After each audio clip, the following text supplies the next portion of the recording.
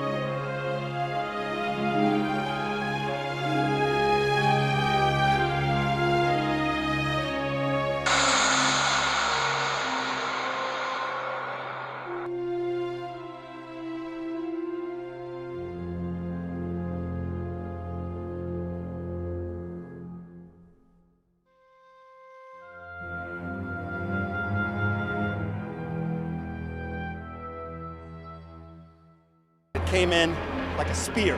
It just speared through the building like a fireball.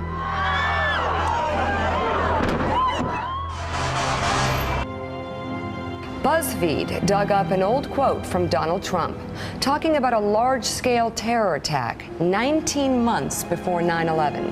In his 2000 book, The America We Deserve, Trump wrote, "I really am convinced we're in danger of the sort of terrorist attacks that will make the bombing of the 1993 Trade Center look like little kids playing with firecrackers."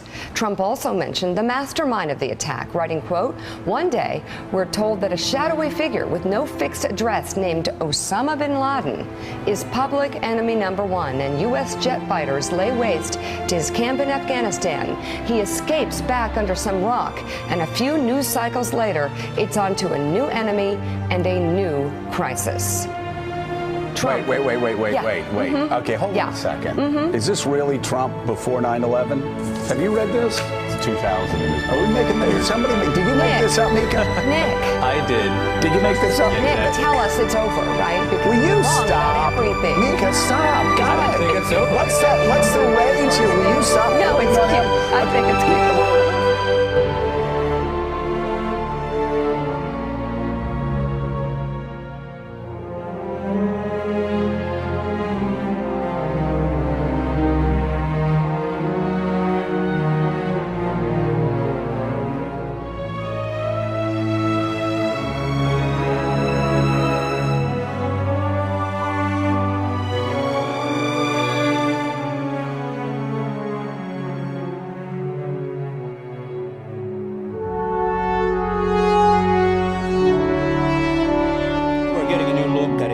Osama bin Laden. It was made just before 9/11. Bin Laden urges young jihadist fighters to target the United States. Al-Qaeda released the video after its rival ISIS declared an Islamic State in Iraq and Syria.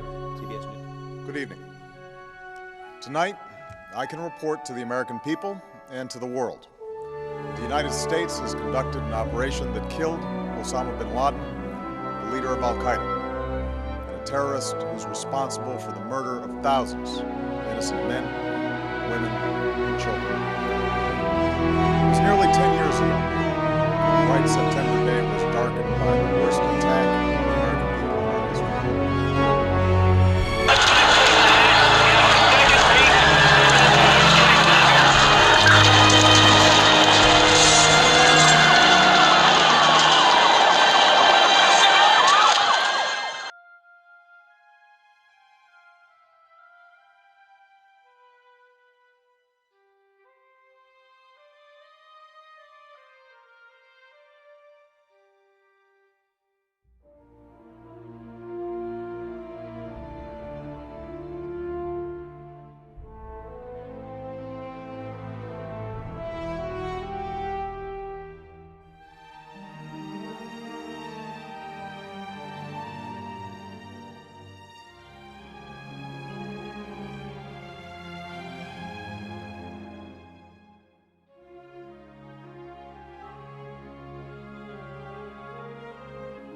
You know your bite is poisonous, and now I'm going to die.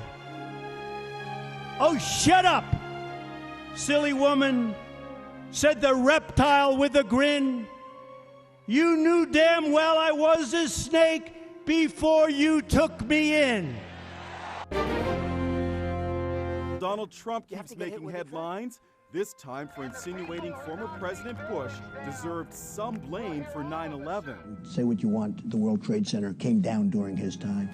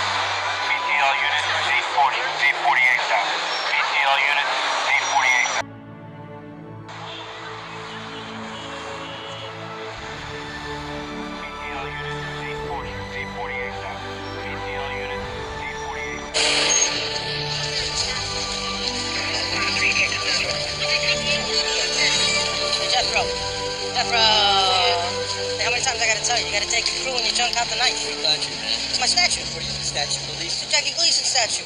It's not a bench. You don't care. He's dead, man. Get out of here. Get out of here. The statue of Belgium's King Leopold II has been removed from Antwerp and may not be returned. The statue was burned and hit with red paint during anti-racism protests following George Floyd's death. A growing number of people are now campaigning to remove statues of the colonial-era king. His troops killed and maimed millions of people at rubber plantations in the Congo. And then in London, protesters watched as the statue of Scottish merchant and slave owner Robert Milligan was taken down following a petition for its removal. Milligan was the driving force behind the construction of London's West India docks, which were used to trade slave-harvested goods from the Caribbean.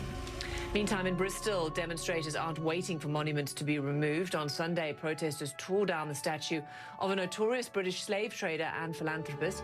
Nick Robertson takes a look at how Britons are now confronting their colonial past.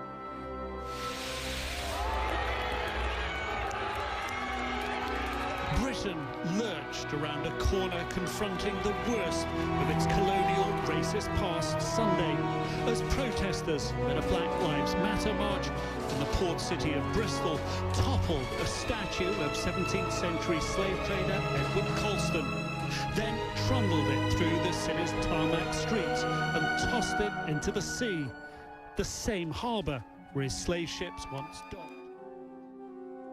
It's going down. Black Lives Matter. This is New York's answer. It's right in front of Trump's home. This is just brilliant.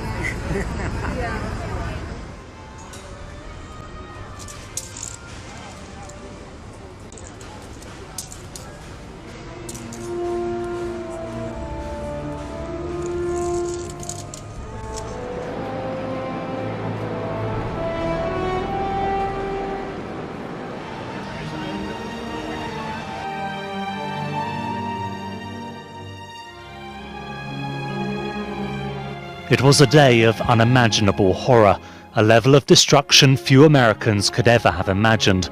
But of all the shocking images, it was this frozen moment which has come to symbolise the human cost of 9/11. Beneath the dust was Marcy Borders. She had run from her office in the North Tower, trying to find safety.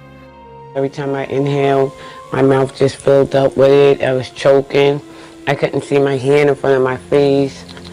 I was just like, saying to myself and saying out loud that I didn't want to die. I didn't want to die. The woods are lovely, dark and deep.